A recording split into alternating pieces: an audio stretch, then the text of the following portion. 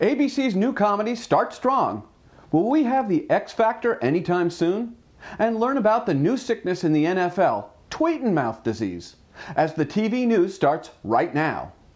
This is the TV News, the industry's only daily video report, brought to you by American Ingenuity TV. For all of your electronic marketing and creative needs, American Ingenuity TV is simply the solution.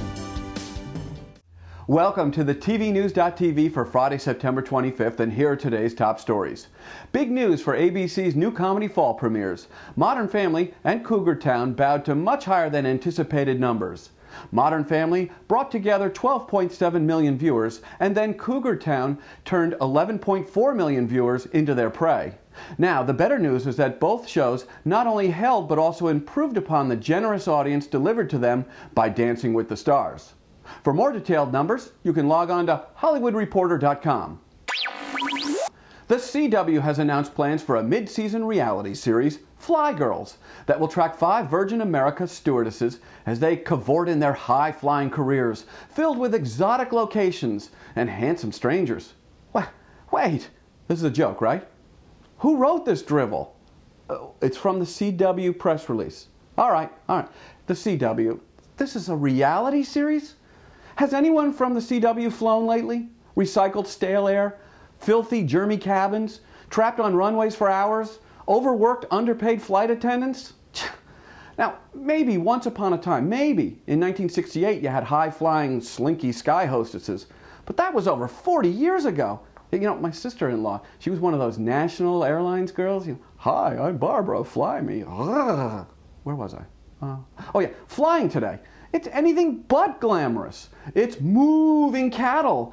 And the flight attendants, the poor wretched souls that they are, they're here to keep the cattle from getting spooked and stampeding. Exotic locations? What's that, the A&W stand in Sheboygan? Handsome strangers, huh? Yeah. Take a look at all those supersized plus people shoehorned into their seats. Handsome, yeah. And the rest of those handsome strangers, wearing their wife beaters and carrying their pillows. Yeah. Reality? Come on, the CW. Give us a break. And as Dr. Phil would say, it's time for you to get real. American Idol creator and judge Simon Cowell and Fox are said to be hammering out a deal to rip off the UK once again, to bring Cowell's next British TV behemoth super talent show X Factor to America. Now, the deal may be contingent upon Cowell signing on to be an Idol judge for 2 more years. And the good thing about X Factor is that it's nothing like American Idol, America's Got Talent, Dancing with the Stars, and So You Think You Can Dance. Yeah. The Sports TV News is brought to you by Store & Associates, sports and entertainment marketing specialists. Log on to storeandassociates.com and start connecting with sponsors and consumers. Every Friday, we hit you with the Sports TV News here on the TVNews.TV. Up until this season, out of, say, the last 1,000 NFL games, how many would you guess have been blacked out in the home market for failing to sell out the stadium? I'll tell you what, I'll give you 5 seconds to think that over.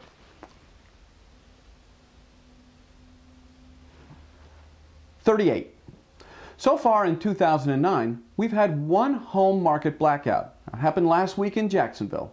And the odds are that the Lions-Redskins game this weekend will not be seen in Detroit. Some think that's a good thing. Jacksonville has indicated that more blackouts will most likely occur. Plus, Tampa Bay, Miami, Arizona, Cincinnati, Oakland, and San Diego, they'll all be whistling in the dark before every one of their home games this season. And to this minute, the NFL remains adamant that they will not be relaxing the 36-year-old home TV blackout rule. Now, for more on this continuing sports story, you can log on to Forbes.com. Let's stay with the NFL for a moment and briefly examine the sickness that's been running rampant amongst NFL players. Tweet and mouth disease. You know, when big-time pros tweet on Twitter to create more heat for themselves, only to have it blow up in their faces. Case study number 1, Chad Ochocinco. He attempted to end-run the NFL's no in-game tweeting rule by hiring surrogates. The league shut him down faster than you can say cover 2 by amending the no-tweet rule to include no substitute tweeters. Case history number 2, Washington Redskins rookie Robert Henson. He tweet-ripped Skins fans for booing the club for a less than spectacular performance against the lowly Rams, calling fans dimwits and McDonald's workers. Skins fans and DC sports media types were not loving it, and they ripped back into Henson en masse. Henson has since apologized for his tweet burst.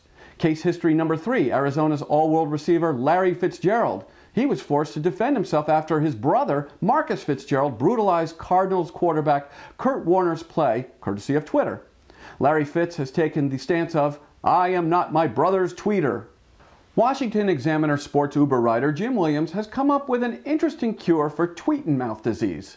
Williams suggests anyone and everyone involved in big-time sports observe a 10-second delay before pushing the button to post a tweet on Twitter, so that they might consider the consequences of their tweet-to-kill postings. When we talk about NBA world champions, we really mean of North America, right? Well, that's because the league is owned and operated by North Americans, right? They play in North America. Not so fast. The New Jersey, New York, Brooklyn, or whatever they will ultimately call themselves, Nets, have agreed to sell majority interest in the club to Russia's Onexim Group. And that's headed by the guy with the most rubles in Russia, Mikhail Prokhorov. The league appears to be embracing this foreign ownership concept, but they'll have to issue an official "da" before this deal is doneski. Future events and opportunities brought to you by Dude Walker. Get the best voice, get the best price. Get Dude at dudewalker.com. How well do you know the sports media and technology playing field? Well, you might want to attend the Sports Marketing and Technology Gathering, and it happens this November 12th and 13th in New York. For more information, you can visit sportsbusinessconferences.com/SMT. And don't forget about TV's first big industry event of 2010, the NATB Marketing Conference, January 25th through the 27th in Las Vegas. It's Vegas, baby. Registration begins on October 1st, and you can start the process by clicking on the link just below this viewing box, or you can log on to natbmarket.com. Oh, and don't forget, only 30 days until the 2009 CTAM Summit in Denver. For more information, log on to the brand new ctam.com. And that's about it for this edition of the TV News here at the TVNews.tv. Have a great weekend, and remember, you can catch up on any of this week's editions of the TV News simply by clicking right over here. We're seeing that happen a lot, and it's great to see that people are staying current. Meanwhile, we'll be back on Monday with the only daily video newscast about the TV industry for the TV industry. And this Monday, we'll be presenting The Big Picture, which is all about editorial and opinion. Like there's not enough of that around here.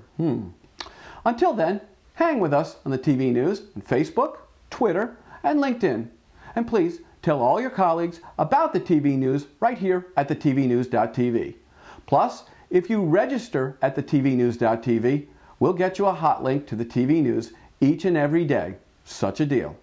I'm Jeff Grimshaw. Thanks for watching.